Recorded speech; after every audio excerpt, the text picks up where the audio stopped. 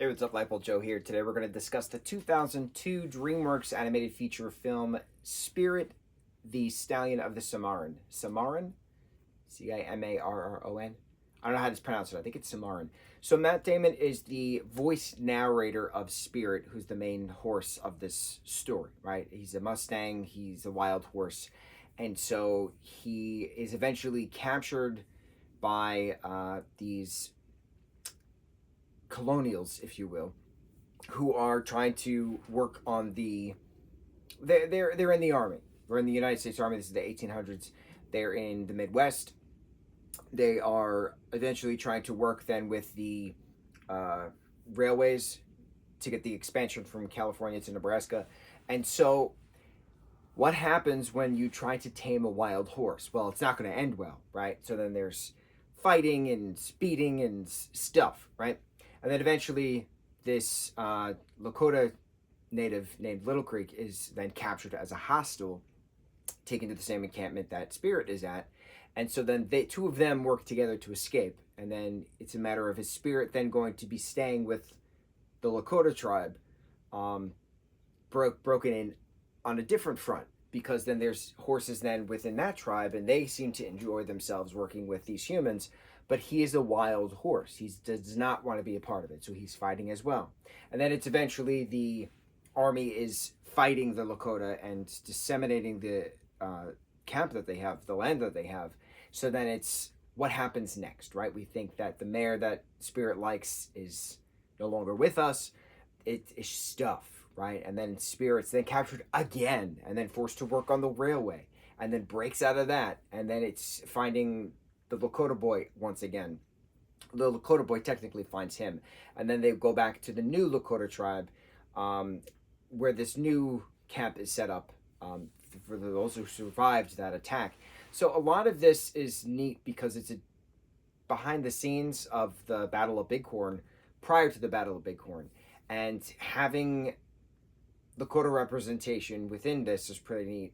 For something from back in 2002. I never watched this when it came out. I just never had an interest in a horse movie when I was a 12-year-old in 2002. So watching this now, knowing the history of things and seeing stuff, how eventually Little Creek, lets the mayor and Spirit decide, that they can be the wild horses that they were always destined to become, because his spirit is never broken. He will not be broken. It's not going to happen. So having the trust then with Little Creek that he can ride him, but then realizing that this horse deserves to be free, as he was intended to be in the first place since birth. It's neat seeing that character development. It's neat seeing this story progress naturally from first act, second act, third act. I had no problems with the story. The pacing was gorgeous. Hans Zimmer did the score, so of course, obviously, the music is incredible. This was so well done, and it was so captivating and so emotional at some points too, because it shows you the history of this country and how terrible the history of this country is, and forcing your ideology on somebody who's different than you is not how progress works. And it's just hard watching it, knowing how much of a mass genocide of natives took place on this continent, because the whites' colonialism came through, declared that this land is ours, and the hell with everyone else. It's frustrating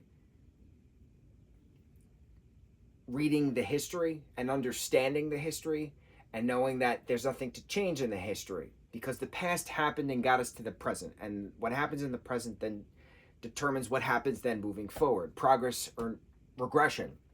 And it's just such an unfortunate and frustrating situation we currently are in regards to a country, and yet another political cycle, and yet another political election year.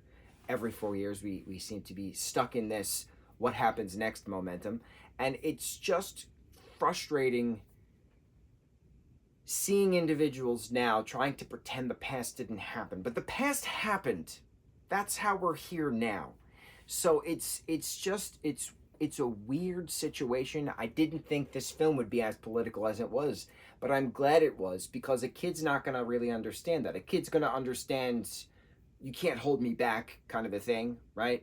but they're not going to understand the true oppression of it. They're not going to understand the true genocide aspect of it. They're not going to understand that. But then seeing it now as an adult and understanding what happened in the past, seeing this particular time period of the development of the Midwest, it's interesting seeing it from a perspective of a horse. Who would have thought that this would have been so incredible? I certainly didn't, because I have never seen this film. It's been out for 22 years. I never watched this film. So shame on myself for never watching this.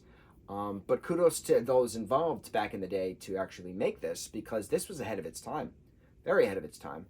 The Spirit franchise, there's a TV series on Netflix, and there's a sequel film, or it's a spin-off film. I'm not 100% certain. I know it's another film, and it's a CGI film. It's not a combo hand-drawn CGI like this one was, like the good old late 90s to mid 2000s, DreamWorks properties were. So who knows how the next movie is going to be. I'm going to watch that next. That's on, we're going down our DreamWorks list of things we're catching up on. Then we're jumping into other franchises and things. Eventually we'll get to our spooky season list of things. I still have Netflix TV series to catch up on. Life gets in the way. Work gets in the way of life. That's what I was trying to say. Work gets in the way of life. Unfortunate. Spirit, Stallion of the Cimarron. I can't even remember the C word. CIR or something. Spirit. On to the next review. Mucho mahalo.